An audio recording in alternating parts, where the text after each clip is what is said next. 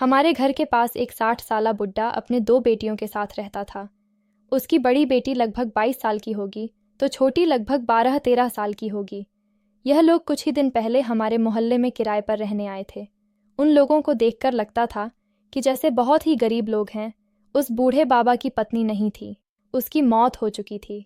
उसका कोई बेटा भी नहीं था, सिर्फ 2 बेटियां थीं। बड़ी बेटी तो बहुत ही खूबसूरत थी, जो भी उसे देखता अपनी आंखें झपकना भूल जाता था। उसकी शादी की उम्र भी हो चुकी थी, लेकिन अजीब बात यह थी कि जो भी उसकी लड़की का रिश्ता मांगने उसके घर जाता तो वह लोगों को धक्के मारकर घर से निकाल देता था, और वह अपनी बेटियों को लेकर बहुत ही सावधान रहा करता था। आज तक उसकी बेटियों को किसी ने दरवाजे पर भी खड़ा नहीं देखा था। वह हमेशा अपने घर का दरवाज़ा बंद करके रखता था। स्कूल कॉलेज के अलावा वो अपनी बेटियों को कहीं नहीं भेजता था। एक बार मेरी नज़र उसकी बड़ी बेटी पर पड़ी थी तो वह मुझे बहुत ही चुप चुप और उदास लगी थी। मेरा दिल करता कि मैं उस लड़की से बात करूं, उससे दोस्ती करूं।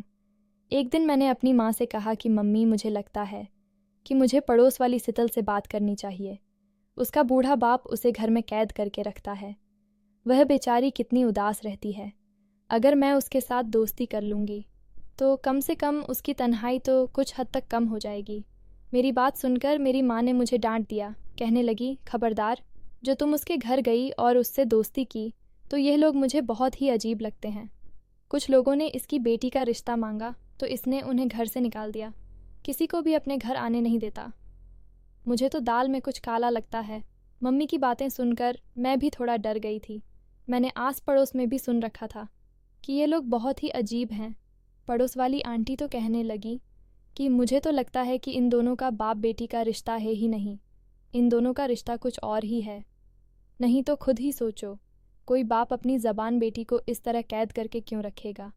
हालांकि छोटी बेटी तो हर जगह आती जाती रहती है, बस बड़ी बेटी को ही कैद करके रखता है। आंटी की बात सुनकर मैं परेशान हो गई थी। आंटी फिर हाथ हवा में लहराते हुए कहने लगी, अरे बेटा, ज़रूर उसके पीछे कोई बड़ी वजह होगी। मैं तो कहती हूँ तुम भी इन लोगों से दूर ही रहना। आजकल का ज़माना बहुत ख़राब है। कह नहीं सकते, सगे रिश्तों पर भी विश्वास नहीं कर सकते। आंटी की बातें सुनकर अब मेरी उत्सुकता और भी ज़्यादा बढ़ चुकी थी। मैंने उन लोगों के बारे में जानना चाहती थी, उनसे मेल जोल बढ़ाना चाहती थी, जिससे कि मैं पता लगा सकूं कि आखिर सितल इतनी उदास और घर के अंदर बंद होकर क्यों रहती है। एक दिन में सितल के घर के सामने से गुजर रही थी तो मुझे अंदर से किसी के रोने की आवाज़ आई। मैं जल्दी से वहीं पर रुक गई और कान लगाकर सुनने की कोशिश करने लगी तो अंदर से किसी लड़की की जारो कतार रोने की आवाज़ आ रही थी। मैं एकदम से बहुत ज़्यादा घबरा गई। मैंने बिना सोचे समझे जल्दी से गेट पर दस्तक दे दी। थोड़ी देर बाद वही बूढ़ा बाबा दरवाज़ा खोलने आया था। मुझे देखते ही गुस्से से बोला, क्या बात है लड़की, क्या चाहिए तुम्हें? मैं पहले तो थोड़ा घबरा गई, फिर खुद को नॉर्मल करते हुए बोली, अंकल, आपके घर से किसी के रोने की आवाज़ आ रही थी, इसलिए मुझे लगा कि कहीं आप लोगों को मदद की ज़रूरत हो। बाबा ने मुझे ऊपर से नीचे तक देखा और कहने लगे कि लड़की, हमें किसी की मदद की ज़रूरत नहीं है और अच्छा होगा तुम हमारे घरेलू मामलों से दूर ही रहो। हमें तुम्हारी मदद की कोई ज़रूरत नहीं। यह कहकर बूढ़े बाबा ने मेरे मुंह पर ही खटाक से दरवाज़ा बंद कर लिया। मुझे बहुत ही गुस्सा आया और हैरत भी हुई कि कैसा बदतमीज़ इंसान है। आखिर मैं उससे कुछ लेने तो नहीं गई थी, बस उसकी मदद करने ही तो गई थी। मैं घर वापस आ गई और अपनी माँ को ये सारी बातें बताई तो मेरी माँ उल्टा मुझ पर गुस्सा करने लगी। कहने लगी, क्या ज़रूरत थी तुम्हें दूसरों के मामलों में टांग अड़ाने की? मैंने तुम्हें पहले ही समझा रखा था कि उन लोगों से दूर रहना, फिर भी तुम्हारे दिमाग में बात नहीं जाती है। आने दो, तुम्हारे पापा को तुम्हारी शिकायत लगाती हूँ कि बेकार की हमदर्दियाँ बटोरने की तुम्हारी बेटी की बहुत ही गलत आदत है। इसको छोड़ाओ, नहीं तो हम किसी मुसीबत में पड़ जाएगी। मम्मी की बात सुनकर मैं खामोश हो गई और अपने कमरे में चली आई, लेकिन मम्मी की इतनी नसीहतों के बाद भी मेरे ऊपर ज़रा भी असर नहीं हुआ था। मैंने दिल में पक्का फ़ैसला कर लिया था कि मैं सितल से दोस्ती करके रहूँगी और उसके घर के क्या हालात हैं वह जानकर ही रहूँगी। क्या पता मैं उसकी कुछ ना कुछ मदद कर सकूँ, उसकी ज़िंदगी में कुछ खुशियाँ ला सकूँ। एक दिन मैं अपनी सहेली रिधि के घर गई हुई थी। उसका घर उसी मोहल्ले में था। मैंने रिधि से कहा, चलो ऊपर छत पर चलते हैं। रिधि और मैं ऊपर छत पर आ गए। शीतल और रिधि का घर आपस में जुड़ा हुआ था। रिधि की छत से शीतल का आंगन साफ दिखाई देता था और यह देखकर मैं एकदम से खुश हो गई। मेरे चेहरे पर खुशी देखकर रिधि मुझे अजीब सी नज़रों से देखने लगी। रिधि बोली, तुम इतना खुश क्यों हो रही हो? मैंने रिधि को सारी बात बता दी। मैंने कहा कि अब मैं शीतल से दोस्ती कर सकती हूँ। मेरी बात सुनकर रिधि ने मेरे आगे हाथ जोड़ दिए। कहने लगी, पागल लड़की, इस मामले से दूर रहो, वही ज़्यादा अच्छा है। मैंने कहा कि इसमें अजीब क्या है, मैं तो बस शीतल से दोस्ती करना चाहती हूँ। मुझे लगता है कि उसे हमारी मदद की ज़रूरत है। तुमने ध्यान नहीं दिया वो कितना उदास रहती है। हर समय उसकी आंखें लाल रहती हैं, जैसे वह रोती रहती हो। रिधि कहने लगी, वही तो तुम्हें समझा रही हूँ। पागल लड़की, क्या पता वह दोनों बाप बेटी ना हो, पति पत्नी हो, और वह इसीलिए अपनी पत्नी को लोगों से छुपा कर रखता हो, जिससे कि लोग उस पर उंगली ना उठाए कि उसकी पत्नी कितनी कम उम्र की लड़की है, बिल्कुल उसकी बेटी लगती है और वह उसका बाप लगता है। इसलिए वह शीतल को किसी से मिलने जुलने नहीं देता है। रिधि की बात सुनकर मुझे कोई संतुष्टि नहीं हो रही थी। मैंने कहा कि नहीं रिधि, मैंने उस लड़की को ज़ोर ज़ोर से एक बार रोते सुना था। मुझे लगता है ज़रूर ये लड़की किसी परेशानी में है, हमें इसकी मदद ज़रूर करनी चाहिए। कुछ भी हो जाए, मैं इसको इतना उदास नहीं देख सकती। रिधि मुझे समझाने लगी कि देखो, अगर हम इस मामले से दूर ही रहे वही ज़्यादा अच्छा है। ऐसा ना हो हम किसी मुसीबत में फंस जाएं। अभी मैं और रिधि यह बातें कर रहे थे कि शीतल मुझे अपने आंगन में नज़र आई। मैंने जल्दी से रिधि को इशारा किया कि देखो, शीतल अपने आंगन में कुछ काम कर रही है, यही अच्छा मौका है, हम उससे बात कर सकते हैं। रिधि पहले तो मुझे समझाने लगी, लेकिन जब मैं नहीं मानी तो रिधि गुस्से से पैर पटकते हुए यह कहकर चली गई कि तुम ही उससे बात करो, मुझे उस सनकी बुढ़े से अपनी बेइज्जती नहीं करवानी है। रिधि के जाने के बाद मैंने शीतल को इशारा किया। जैसे ही उसकी नज़र मुझ पर पड़ी और उसे लगा कि मैं उससे कुछ बात करने वाली हूँ, तो वह जल्दी से अंदर की तरफ जाने लगी। मैं बोली, शीतल, मैं तुमसे दोस्ती करना चाहती हूँ। कुछ सोचकर शीतल ऊपर सीढ़ियाँ चढ़ते हुए छत पर आ गई। मेरे पास आई तो मैंने उसे हेलो किया।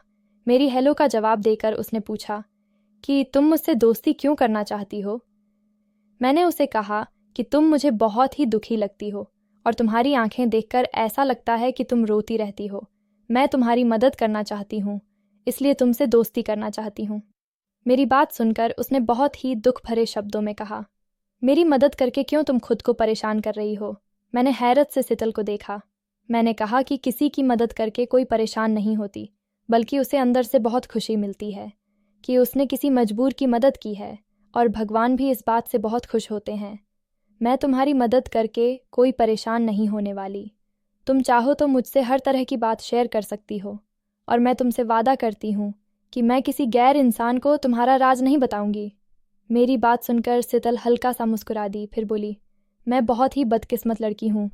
कभी कभी लगता है कि पापा ने मुझे घर में कैद करके मेरे साथ अच्छा नहीं किया, लेकिन अब लगता है कि पापा ने मुझे घर में कैद कर बहुत अच्छा किया है। मैं इसी काबिल हूँ, मेरी यही सज़ा होनी चाहिए। बल्कि ये कहना भी गलत नहीं होगा कि मुझे जीने का ही अधिकार नहीं है। शीतल की बातें सुनकर मैं बहुत ज़्यादा परेशान हो गई। शीतल तो पहली बुझा रही थी, पर उसके पास समय बहुत कम था। उसका सन की बाप किसी भी समय आ सकता था। तभी मुझे रिधि की आवाज़ कानों में सुनाई दी। वह मुझे बुला रही थी, कह रही थी कि तुम्हारी मम्मी आई है, जल्दी से नीचे आ जाओ। मैं जल्दी से शीतल को बाएं बोलकर नीचे आ गई और मम्मी के साथ घर वापस चली गई। घर आकर भी मैं यही सोच रही थी कि आखिर शीतल से ऐसा कौन सा गुनाह हो गया है जो वह खुद से ही नाराज़ है।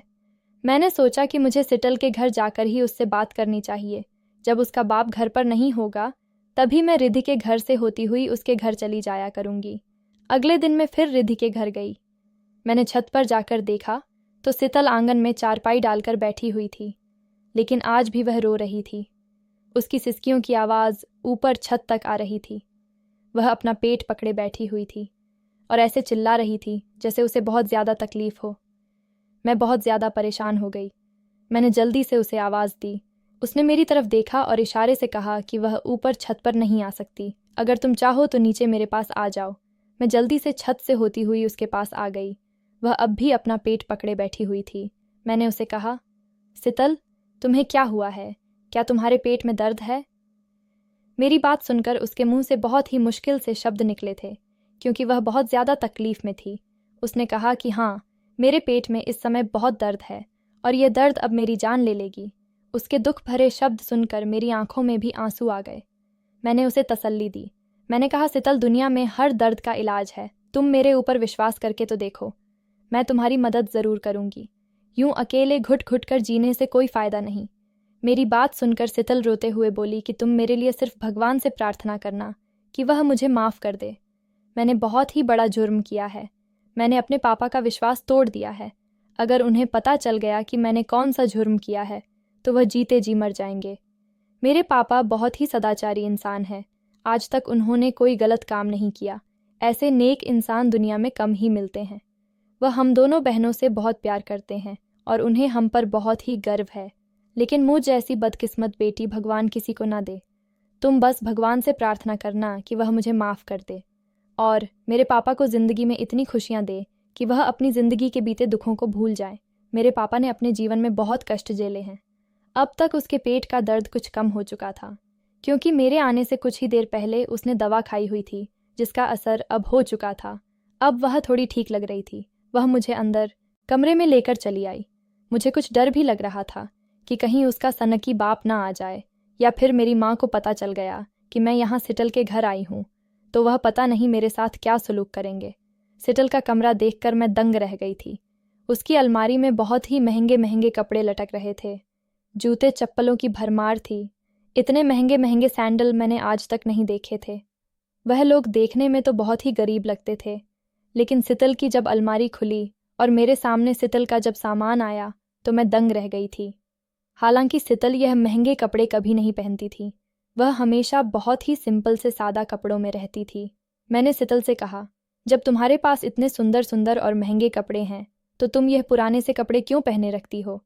मेरी बात सुनकर उसके चेहरे पर और भी ज़्यादा दुख उभर आया था और कुछ ही देर में उसकी हिचकियाँ आने लगी थीं।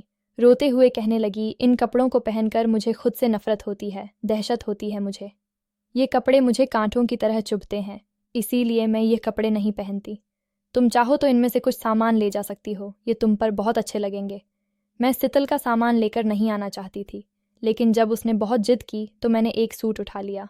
फिर सितल बोली, तुम इसे ज़रूर पहनना, तुम पर बहुत अच्छा लगेगा, और जब मैं मर जाऊं तो मुझे आखिरी बार देखने ज़रूर आना। सितल की बातें सुनकर मेरा दिल दहल गया।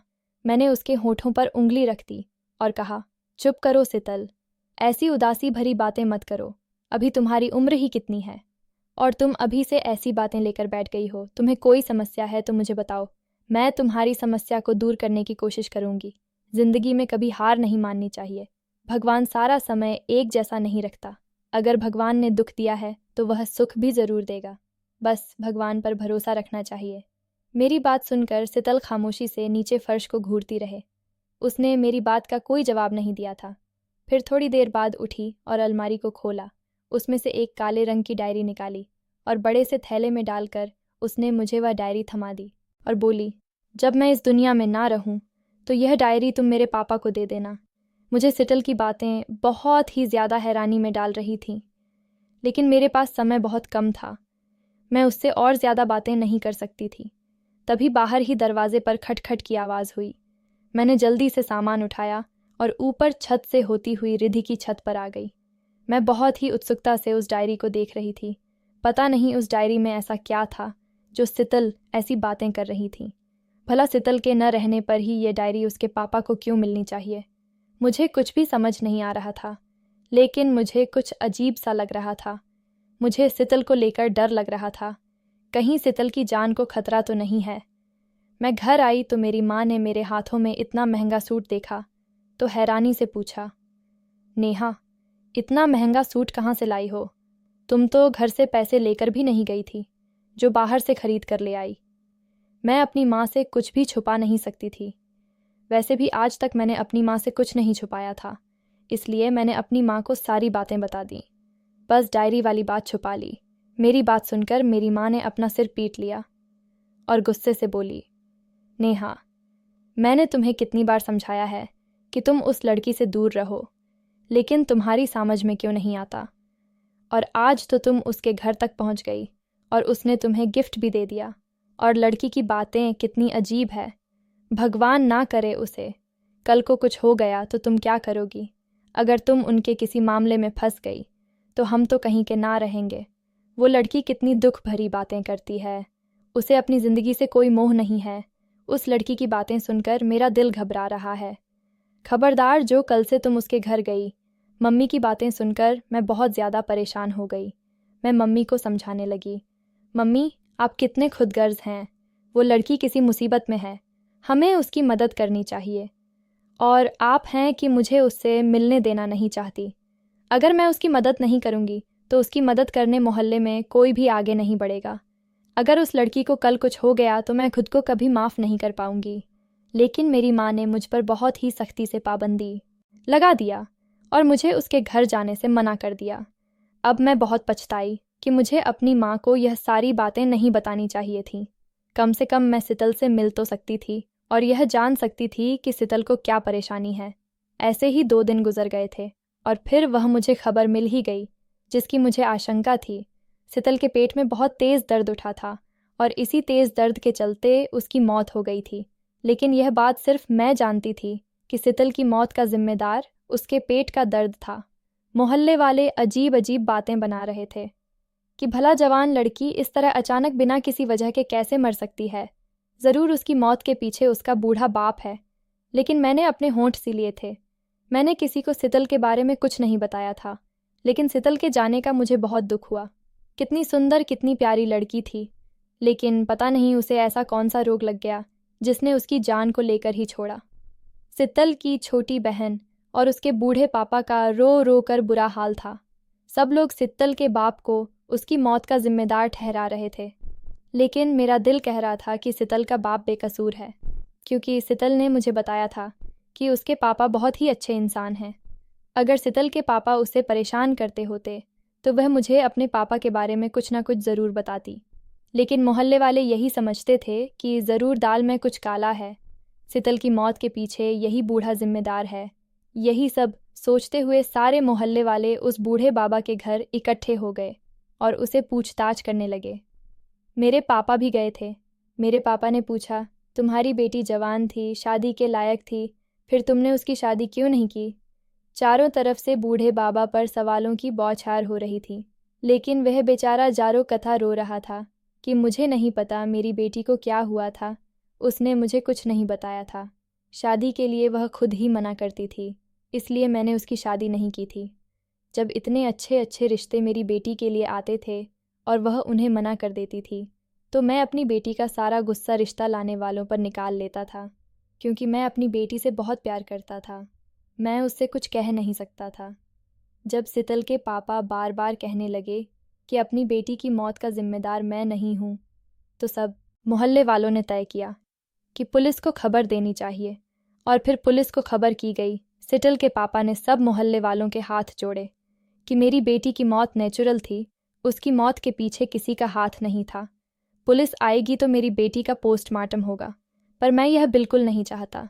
अगर आप लोग कहे तो मैं खुद पुलिस के पास जाने को तैयार हूँ, और आप जैसा कहेंगे मैं पुलिस में जाकर कह लूँगा। लेकिन मेरी बेटी को कोर्ट कचहरी के चक्कर में मत घसीटो। अब तो वह इस दुनिया में भी नहीं है। उसे चैन की मौत तो मर जाने दो। लेकिन मोहल्ले वालों ने शीतल के पापा को समझाया कि जब तक आपकी बेटी का पोस्टमार्टम नहीं होगा, लोगों को पता कैसे चलेगा कि उसकी मौत कैसे हुई है। हो सकता है आप अपनी बेटी की मौत के जिम्मेदार ना हो, लेकिन यह भी तो हो सकता है कि उसकी मौत का जिम्मेदार कोई और हो। अगर पोस्टमार्टम रिपोर्ट आएगी तो पता चल जाएगा कि शीतल की मौत कैसे हुई थी, जिससे कि आपकी बेटी को इंसाफ मिल सकेगा। लेकिन शीतल के पापा बार बार मना करते रहे, और बार बार मना करने पर मोहल्ले वालों को और भी ज़्यादा शक हो गया कि हो ना हो शीतल की मौत का जिम्मेदार खुद उसका बाप है। खैर, शीतल की लाश को पोस्टमार्टम के लिए भेजा गया, और फिर उसके बाद पता नहीं क्या हुआ, भगवान ही जाने। लेकिन पोस्टमार्टम के बाद शीतल के पिता बहुत ही शांत थे। अब उसके आंसू थम चुके थे। पुलिस वालों ने शीतल के पिता को बेकसूर ठहराकर उसे छोड़ दिया था। शीतल के पिता ने बहुत ही शांतिमन से अपनी बेटी का अंतिम संस्कार किया। मोहल्ले वाले हैरान थे कि आखिर पोस्टमार्टम की रिपोर्ट में ऐसा क्या आया जो शीतल के पिता इतने शांत थे, और अब वह अपनी बेटी का मातम भी नहीं मना रहे थे। पुलिस वालों ने भी उसे निर्दोष साबित कर दिया था। लेकिन मैं बहुत बेचैन थी। मैं जानना चाहती थी कि सितल की मौत कैसे हुई थी। मेरा दिल कहता कि खुद जाकर सितल के पापा से पूछ कर आऊँ, लेकिन उधर जाने के लिए मेरी मम्मी ने सख्ती से मना कर दिया था, इसलिए मन मार कर बैठी रही। और फिर अचानक ही सितल के पापा से बात करने का बहाना मिल गया। सितल दी गई मुझे वह काले रंग की डायरी याद हो आई, जिसके लिए सितल ने कहा था कि मेरे मरने के बाद यह डायरी मेरे पापा को दे देना। मैंने जल्दी से वह डायरी ली और सितल के घर की तरफ चल दी। एक पल को ख्याल आया कि क्यों ना यह डायरी खोलकर पढ़ लूँ, ज़रूर इसमें सितल की मौत का राज छुपा होगा। लेकिन फिर सोचा, यह सितल की अमानत है और मुझे उसके पापा को दे देना चाहिए। मैं जैसे ही सितल के घर में पहुंची तो वहां पर गेट पर बड़ा सा ताला पड़ा हुआ था। पड़ोसियों ने बताया सितल के पापा तो यहाँ पर किराए पर रहते थे, अपना सामान लेकर यहाँ से चले गए हैं। यहाँ से थोड़ी दूर पर उन्होंने अपना मकान ले लिया है और खुद का कारोबार शुरू कर लिया है। अपनी छोटी बेटी का एडमिशन एक बहुत ही अच्छे स्कूल में करा दिया है। ये सुनकर मुझे हैरत का झटका लगा था। जो लोग कल तक इतने गरीब थे कि उन्होंने इस गरीब मोहल्ले में किराए पर मकान लिया हुआ था, आज वह बेटी के मरने के बाद इतना अमीर कैसे हो गया। मैं अपने कमरे में बैठे यही सोच रही थी कि डायरी खोलकर पढ़ लूँ या नहीं पढ़ूँ। वह काले रंग की डायरी मेरे सामने पड़ी हुई थी और फिर मैंने फैसला कर ही लिया कि मुझे ये डायरी खोलकर पढ़ लेना चाहिए। जब सितल के पापा मुझे कभी मिलेंगे तो ये डायरी मैं उन्हें वापस कर दूंगी। और फिर जैसे ही मैंने डायरी पढ़ना शुरू किया, वैसे वैसे मेरे होश उड़ते चले गए थे। डायरी में बहुत ही अजीब व गरीब बातें लिखी हुई थीं। डायरी में लिखा हुआ था, पापा मुझे माफ़ कर देना, मैंने आपके विश्वास को तोड़ा है। जो पाप मुझसे हुआ है उसके बाद मैं आपके सामने सर उठाने के काबिल भी नहीं रही हूँ। पापा, आपकी परवरिश में कोई कमी नहीं थी, कमी तो मेरे अंदर थी, जो आपकी परवरिश को दागदार बना दिया। माँ के मरने के बाद आपने मुझे माँ और बाप दोनों बनकर पाला था, लेकिन मैं ही रास्ते से भटक गई थी। कॉलेज में मुझे एक लड़के से मोहब्बत हो गई। उसका नाम हरीश था। हरीश बहुत ही अमीर था, पूरे कॉलेज की जान था। लड़कियां उसके पीछे दीवानी थीं, लेकिन वह मेरे पीछे आया था और मैं भी उसकी मोहब्बत में गिरफ्तार हो गई। उसकी बड़ी सी गाड़ी, बड़ा सा बंगला और पैसे की चमक ने मुझे अंधा बना दिया। मुझे लगा कि वह मुझसे सच्ची मोहब्बत करता है, मैं उसके बड़े से बंगले में रानी बन के रहूँगी। लेकिन वह तो मुझे अपने मकसद के लिए इस्तेमाल कर रहा था, मुझसे अपनी हवस शांत करना चाहता था। मैं हरीश को अपना मसीहा समझती थी, लेकिन वह तो मसीहा नहीं बल्कि इंसान के रूप में छुपा एक भेड़िया था। मुझे अपने बड़े से बंगले में यह कहकर ले गया था कि शादी से पहले अपने घर को देख लो, जिस घर में मैं तुम्हें रानी बनाकर रखूँगा। मैं भी खुशी खुशी उसके पीछे चली गई थी, लेकिन मुझे क्या पता था कि वहाँ वह मुझे अपना बंगला दिखाने नहीं, मुझे वहाँ की रानी बनाने नहीं, बल्कि वह मेरी इज्जत रौंदने के लिए लेकर गया था। जिस समय मैं उसके बंगले पर पहुंची थी, पूरा बंगला सुनसान था। वह भूखे भेड़िए की तरह मुझ पर टूट पड़ा था। मेरी चीखें सुनने वाला वहाँ कोई नहीं था। और जब वह अपने इरादों में कामयाब हो गया तो उसके चेहरे पर ऐसी मुस्कान थी कि जैसे उसने कोई किला फतह कर लिया है।